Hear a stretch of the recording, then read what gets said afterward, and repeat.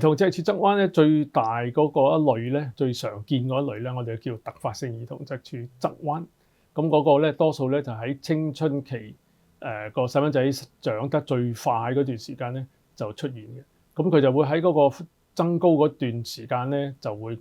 由出現啦，變到惡化啦，到停止變化咧，就都係一個幾年嘅時間。咁到佢個骨骼成熟咗之後咧，嗰個脊柱嘅側彎咧就會停止㗎啦。呢一類嘅突發性嘅脊柱側彎咧，係一個遺傳因子變而引起嘅，所以好多坊間嘅誤解咧，以為係個小朋友坐得唔好啊，個姿勢唔好啊，或者個書包太重啊，或者打遊戲機打得太耐啊，咁呢啲其實係完全係冇關係嘅。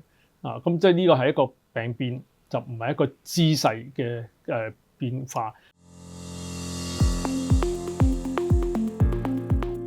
呢個脊柱側彎係細個嗰時可以係完全冇症狀嘅，係到佢開始發育進入呢個青春期嘅時候先有出現嘅。咁香港咧，大部分嘅呢啲病人咧都係女性比較多嘅，女性比男性嗰個比例大約係6:1咁上下啦。咁女仔咧通常就會係10歲左右啦，就開始飆高發育，咁開始有啲身體嘅性徵出現啦。同埋慢慢到11、12歲咧，就開始有月經嘅出現啦。咁到14歲半至15歲左右咧，就應該係完成個發育期㗎啦。咁所以呢個側彎咧，亦都會喺呢段時間咧，由出現惡化到停止，都係喺頭先我講呢4年左右，4年至5年之間出現。咁所以個呢個病咧，係需要及早去揾佢出嚟。喺佢好早初期嗰時，個側彎好輕微嗰時咧，我哋就要揾到佢哋出嚟，然後咧就做一啲適當嘅治療嘅。如果唔治療的話，呢個脊柱側彎對個小朋友有咩影響咧？大部分都係見到就係一個外觀啦，但係呢個外觀就對個身體個健康基本上未有直接嘅關係，除非你嗰個彎係已經去到一個好嚴重嘅程度嘅啫。我哋有一啲彎咧，佢哋係會繼續喺個發育期就會惡化。惡化就會影響一啲心肺嘅功能啦。如果佢係嚴重嘅話，如果佢係喺個腰段嗰度咧，亦都會將來到佢年紀大咗之後咧，會有一啲早期性嘅即係退化嘅問題出現。大部分人都會年紀大就會有腰背痛啦。但係如果你個腰骨唔直嘅話咧，去到呢個年紀再大嗰陣時咧，佢嗰啲會早啲出現嗰啲退化性嘅後遺症咯，可以咁講。呢個突發性嘅脊柱側彎咧，係通常都唔痛嘅，咁所以好多病人咧都會話我唔痛，我即係冇事啦，咁就冇去處理佢，或者係冇去檢查個脊骨，亦都係我哋話呢啲病係喺嗰個青春發育期出現，所以係我哋係可以喺呢個機會咧，就趁佢哋個病好輕微嗰時咧，去揾呢啲病人出嚟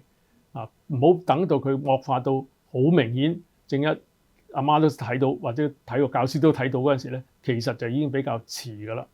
咁所以點樣去早期揾佢哋出嚟咧？其實香港政府咧已經，我哋喺1995年開始咧，已經安排咗一個叫做學童檢查計劃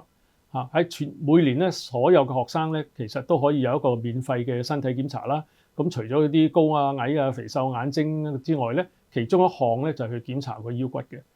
因為呢個病咧唔係話9歲出現或者唔出現，10歲就唔會出現，所以呢個學童檢查咧係每一年都要做，直至佢哋去到一個發育期完成嘅。咁呢個學童檢查計劃係經過學校可以安排咧，佢哋參加咗之後，每年會做一次呢個檢查。咁個檢查嘅方法咧係只係需要有一個有經驗嘅護士或者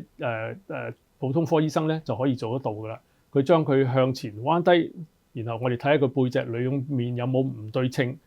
有冇一邊高一邊低，咁我哋就已經可以做到一個初步嘅檢查。如果有一個咁嘅變形嘅懷疑咧，我哋就會做一啲所謂光學嘅檢查。咁有不同類型嘅光學檢查啦。咁點解要做光學檢查咧？我哋唔希望細蚊仔咧無端端就走去照張 X 光嘅，因為 X 光我哋大家都知道係有輻射啦。咁所以要過得幾個階段嘅檢查，我哋都係覺得佢係有明顯嘅症狀啦，我哋先會去要求照一個 X 光。咁當然 X 光就睇得比較清楚啦，佢有冇一個咁嘅側彎啦。咁點解要做一個咁早期嘅檢查咧？因為如果我哋早期可以揾到呢啲病人出嚟咧，我哋係可以制止佢個繼續惡化嘅。咁呢個方法咧就係我哋叫做一個叫做支架。咁個支架嘅功能咧就係避免嗰個彎喺跟住發育嗰幾年時間裏邊咧係繼續惡化啦。就好似我哋整一條火車軌，我哋要架車跟住嗰條火車軌個路行，就唔好行左行右。咁所以呢個支架咧一定要係早期開始着，唔好等到佢個骨已經惡化咗先着。亦都一個最重要嘅點要明白咧，個支架只可以保持佢唔好繼續惡化，就唔係個希望將佢變翻直，因為嗰條架車咧已經開始走歪啦。我哋喺及時將佢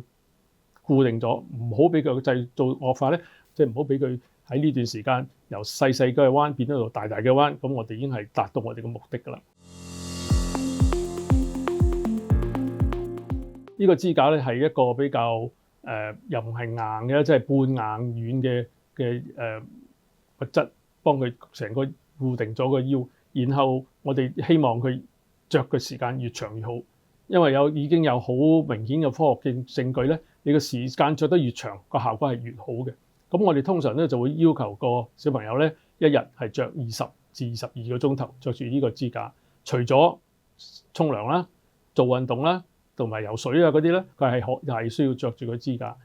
嗱，着住個支架，好多病人就好抗拒嘅，或者家長都好抗拒嘅。當然初着嗰時係會有啲唔方便啦，起碼佢着咗個支架，個身個姿勢就好直啦。不過佢唔可以放鬆晒個人嚇，撇咗喺度或者坐歪坐正。咁呢個就係其實個目的，個支架就係要咁樣嘅。咁但係習慣咗一段時間，好快一個禮拜度咧，大部分嘅病人都會習慣得到。我哋通常都會同啲小朋友講：你而家你個支架着住咧，你刀槍不入㗎。咁佢哋會好開心嘅，佢哋會好願意繼續着落去嘅。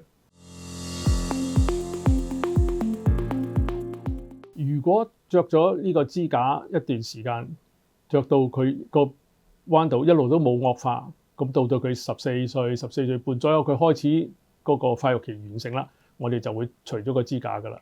但係如果當佢着住支架呢段時間，個脊骨個變形都繼續惡化而不受控制嘅話咧，咁呢個係其中一個考慮咧，係需要考慮一個手術啦。